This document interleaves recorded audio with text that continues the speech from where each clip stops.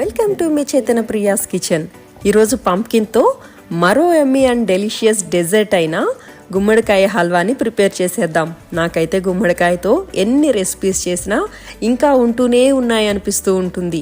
చాలా బోరింగ్ కూడా అనిపించదు, చాలా ఇంట్రెస్టింగ్గా చాలా టేస్టీగా ఉంటాయి కూడా గుమ్మడికాయతో ఏం చేసినా.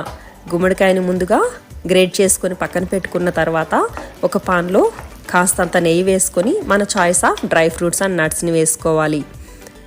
అదే నెయ్యిలో తురిమి పెట్టుకున్న గుమ్మడికాయని వేసి కుక్ చేసుకోవాలి.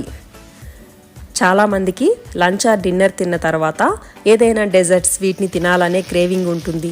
అలాంటి వాళ్ళు హెల్దీగా ఇలాంటివి ప్రిపేర్ చేసి పెట్టుకుంటే 2-3 స్పూన్స్ తినచ్చు హ్యాపీగా. గుమ్మడికాయ కుక్ అయిన తర్వాత పాలను యాడ్ చేసుకొని 4-5 టేబుల్ స్పూన్ షుగర్ అయితే సరిపోతుంది. షుగర్ నచ్చని వాళ్ళు బెల్లంని కూడా యాడ్ చేసుకోవచ్చు. ఇలా మిల్క్ అంతా ఎవాపరేట్ అయిపోయి దగ్గరకు వచ్చిన తర్వాత కొద్దిగా కుంకుమ పువ్వు నట్స్ తోటి సర్వ్ చేసేసుకోవడమే. Just enjoy the dessert and ఎలా ఉందో కామెంట్ చేయండి. Thank you for watching.